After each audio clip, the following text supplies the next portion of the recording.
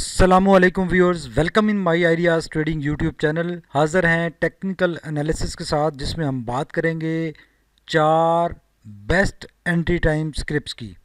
ये वो स्क्रिप्ट्स हैं जो पहले भी हम एनालाइज कर चुके हैं और इनके बारे में हम बात कर चुके हैं। और आज के एनालिसिस में हम देखेंगे कि ये क्यों बेस्ट एंट्री टाइम है इनका और क्या अपॉर्चुनिटीज़ हैं आगे आने वाले दिनों में। जो सबसे पहला स्क्रिप्ट है वो है इंटरनेशनल इंडस्ट्रीज़ INIL। इसका एनालिसिस हमने वीकेंड स्पेशल में भी किया था और उसमें हमने बात की थी कि ये आने वाले दिनों में अच्छा लग रहा है और स्ट्रॉन्ग चांसेस हैं कि ये यहाँ से अपनी 20 DMA से सपोर्ट ले सकता है। और जब इसने यहाँ से अपना एक टॉप बनाने के बाद करेक्शन में ये एंटर हुआ था, उस वक्त भी हमने बात की थी कि ये 20 DMA तक ये ड्रॉप हो सकता है।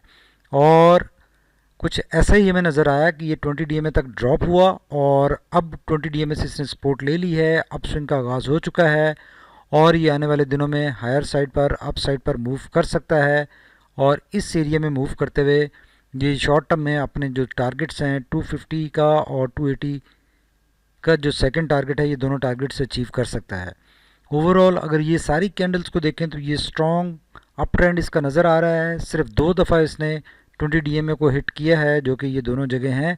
और पहले भी यहाँ से 20 DMA से इसने सपोर्ट ली और अभी भी स्ट्रॉन्ग पॉसिबिलिटी है, कंफर्मेशन आ चुकी है कि इसने सपोर्ट ले ली है और आने वाले दिनों में अप साइड पर ये आसानी से मूव कर सकता है, कोई इशू नहीं है। इसके अगर वॉल्यूम्स देखें तो वॉल्यूम अच्छे नज़र आ रहे हैं इस सारे एरिया में और कॉन्टीन्यूसली इंक्लाइंड वॉल्यूम है। और ये इसमें छोटी छोटी इसकी रिट्रेसमेंट से ज़रूर नज़र आ रही हैं, लेकिन कोई इशू नहीं है। ओवरऑल 20 DMA वॉल्यूम्स की इंप्रूव होती हुई नज़र आ रही है और स्ट्रांगली ये बुलिश ट्रेंड को सपोर्ट करते हुए वॉल्यूम नज़र आ रहे हैं, अच्छे हैं वॉल्यूम। अगर RSI की बात करें तो RSI इज़ द रीज़न कि RSI अपने ओवरबॉट रीजन में ऑपरेट कर रहा था। इसने अपना 84 का टॉप हिट किया, वहाँ से फिर सेलिंग प्रेशर आया तो इसने एक कंसिडरेबल करेक्शन ली। राइट नो ये 55 के लेवल से सपोर्ट ले चुका है और अब इसके पास काफ़ी ये एरिया है जिसमें ये मूव करते हुए एक अच्छी अपसाइड अगेन रैली बना सकता है, अप स्विंग अपना बना सकता है। अलबत्ता मैगडी स्टिल इसकी नेगेटिविटी शो कर रहा है, ब्लू लाइन नीचे है, हिस्टोग्राम नेगेटिव साइड पर है। लेकिन जैसे हम बात करते हैं कि ये लैगिंग इंडिकेटर है, तो जैसे ही इसका अप स्विंग अब हायर साइड पर चलेगा तो ये हिस्टोग्राम पहले छोटे होंगे और फिर पॉजिटिव साइड पर शिफ्ट हो जाएंगे। तो ओवरऑल ये इसका बेस्ट एंट्री टाइम है, बिकॉज अगर कोई इसमें बाइंग करना चाह रहा है, एंट्री बनाना चाह रहा है, तो अगर आप हायर साइड पर मूव करते हुए इसमें एंट्री बनाते हैं तो आपको नहीं पता होता कि कहाँ से इसमें प्रेशर आ जाए और ये रिट्रेसमेंट में एंटर हो जाए। लेकिन राइट नाउ ये रिट्रेसमेंट से इसकी अप साइड पर मूव कंफर्म हुई है, 20 DMA के ऊपर इसने क्लोजिंग दे दी है, पॉजिटिव कैंडल बनी है और आने वाले दिनों में इस एरिया में मूव कर सकता है। ये इसका बेस्ट एंट्री टाइम। जो हमारा सेकंड स्क्रिप्ट है वो है गंधारा इंडस्ट्रीज़। और गंधारा इंडस्ट्रीज़ का पहले भी हमने एनालिसिस किया था इस जगह पर और हमने कहा था कि इसने ये काफ़ी टाइम लगाया इस कंसोलिडेशन में, रिट्रेसमेंट में। इसने कंसिडरेबल रिट्रेस किया अपने आप को और उसके बाद अब इसका एक ब्रेकआउट बन चुका है और उस ब्रेकआउट के बाद इसने मज़ीद 20 DMA के ऊपर दोबारा कंसोलिडेट किया और अब इस कंसोलिडेशन से ये बाहर निकलता हुआ नज़र आ रहा है। बोलिंजर बैंड काफ़ी जो नैरो हो चुका था, अब वो इस बात की इंडिकेशन थी कि इसका एक ब्रेकआउट हो सकता है और आज इसने एक ब्रेकआउट कर लिया है, अच्छी क्लोजिंग दी है। अपना जो प्रीवियस इसका टॉप था वो 325 का था, जो हिट करने के बाद ये करेक्शन में एंटर हुआ, दोबारा इसको अप्रोच किया था, यहाँ पर भी ब्रेक किया, लेकिन इस टॉप के ऊपर सस्टेन नहीं कर सका और दोबारा ये करेक्शन में एंटर हो गया। अब इसने तीसरी दफ़ा इस टॉप को हिट किया है और ब्रेक कर दिया है और अब स्ट्रॉन्ग चांसेस हैं कि जब अपसाइड ये इसकी मूव जारी रहेगी तो इसका पहला टारगेट 368 का होगा और जो सेकंड टारगेट होगा इसका वो 421 का होगा, जो कि ये दोनों शॉर्ट टर्म में ये टारगेट्स अचीव कर सकता है, पॉसिबल है अगर इसकी ये रैली अपसाइड पर जारी रहती है। तो short term to mid term में ये दोनों ये टारगेट्स अचीव कर सकता है और ये अभी अच्छा लग रहा है, अच्छे मोमेंटम के साथ इसका ये ब्रेकआउट बना है आज। तो ये इसको अकॉर्डिंगली देखा जा सकता है। जिन लोगों ने इस एनालिसिस पे, जहाँ पे हमने एनालिसिस किया था, एंट्री बनाई, तो ये एक बेस्ट एंट्री टाइम था जब ये कंसोलिडेट कर रहा था 20 DMA के ऊपर। और अभी भी ये ज़्यादा इसने हायर साइड पर मूव इतना नहीं किया, एक ब्रेकआउट इंडिकेशन आई है, तो इसको अकॉर्डिंगली देखा जा सकता है। ये अच्छा लग रहा है इस मौके पे। इसके वॉल्यूम देखें, आज बहुत अच्छे लगे हैं, ओवरऑल इसके वॉल्यूम इंप्रूव होते हुए दिखाई दे रहे हैं और आप साइड ट्रेंड को, स्विंग को सपोर्ट करते हुए नज़र आ रहे हैं। RSI देखें, RSI इसका एक ब्रेकआउट शो कर रहा है कि ये इस एरिया में कंसोलिडेशन के बाद ये इसका एक ब्रेकआउट बन चुका है हायर साइड पर।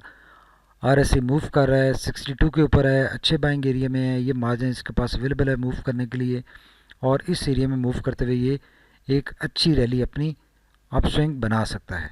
ब्लू लाइन देखें, मैकडी की ब्लू लाइन रेड लाइन से ऊपर आ चुकी है, हिस्टोग्राम भी पॉजिटिव साइड पर बन चुका है, और ये मैकडी भी इसकी पॉजिटिव ट्रेंड में अपस्विंग में वापसी की कंफर्मेशन कर रहा है।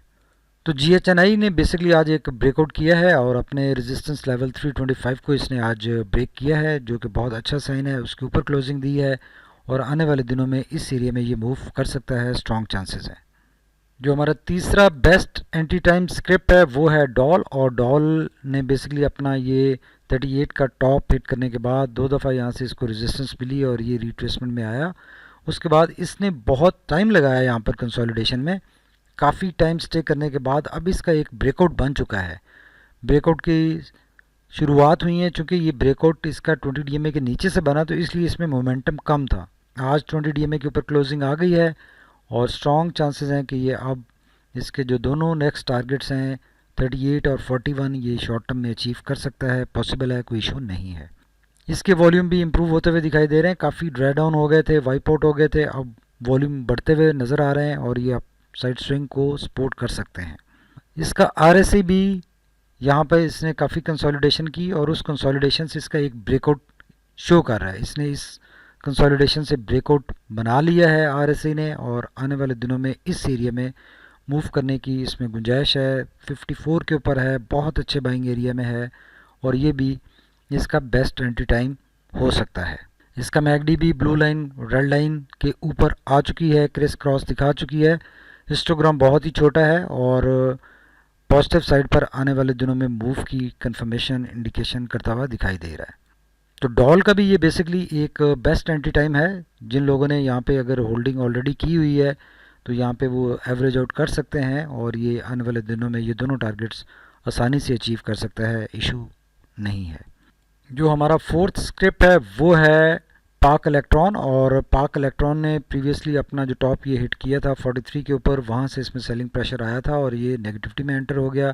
फिर इसने काफ़ी टाइम लगा दिया इस एरिया में कंसोलिडेशन में, और राइट नाउ ये अपनी 20 DMA ब्रेक कर चुका है, उसके ऊपर क्लोजिंग आज आ गई है और ये स्ट्रॉन्ग चांसेस हैं कि अब हायर साइड पर मूव कर सकता है।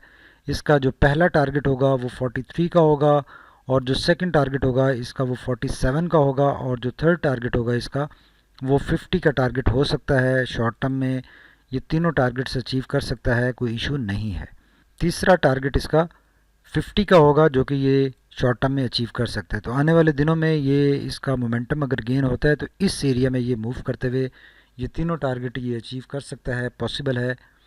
इसके अगर वॉल्यूम देखें तो वॉल्यूम इसके भी पहले स्विंग लो में काफ़ी करेक्शन के दौरान रिड्यूस हो गए थे और अब कंसोलिडेशन में इसके वॉल्यूम थोड़े से इम्प्रूव हुए यहाँ पर, लेकिन ये स्टिल कम है वॉल्यूम, लेकिन आने वाले दिनों में ये मज़ीद बेहतर हो सकते हैं और अपसाइड ट्रेंड को स्विंग को सपोर्ट कर सकते हैं, बेहतर लग रहे हैं वॉल्यूम। अगर RSI की बात करें तो RSI देखें इस सारे टाइम फ्रेम में एक साइडवेज मूवमेंट शो कर रहा है, कंसोलिडेशन शो कर रहा है। ये इसकी अच्छी कंसोलिडेशन हुई, बहुत टाइम इसने लगाया, उससे पहले ये ओवरबॉट एरिया में ऑपरेट कर रहा था और अब दोबारा कंसोलिडेशन के बाद इस एरिया में ऑपरेट करते हुए ये एक अच्छी अपसाइड रैली बना सकता है, पॉसिबल है, कोई इशू नहीं है। इसका मैकडी भी देखें, ब्लू लाइन रेड लाइन को राइट करती हुई नज़र आ रही है, क्रिस क्रॉस बन चुका है। ये हिस्टोग्राम बहुत ही छोटे बने हैं जो 3-4 दिन से बने हैं, बिकॉज ये बिल्कुल 20 DMA के करीब हैं और इसकी कंसोलिडेशन वाले ये सारे हिस्टोग्राम्स हैं इस एरिया में, और अब यहाँ से इसका एक ब्रेकआउट पॉसिबल है। मैकडी भी इसका ब्रेकआउट की इंडिकेशन कंफर्मेशन कर रहा है और ये आने वाले दिनों में पॉजिटिव ट्रेंड में इसका ट्रेंड रिवर्सल होने जा रहा है और ये वापस आ चुका है अपने ट्रेंड चैनल में और इसने 20 DMA से ऊपर क्लोजिंग दे दी है और आने वाले दिनों में इस एरिया में मूव करते हुए ये अपनी अपसाइड रैली बना सकता है। आई होप कि आप लोगों को ये हमारा टेक्निकल एनालिसिस फैसिलिटेट करेगा कल के ट्रेड प्लान्स बनाने में। We apologize for late uploading of this video and less editing in this video due to paucity of time. I hope you would bear with us. Thank you very much for watching My Ideas Trading YouTube channel.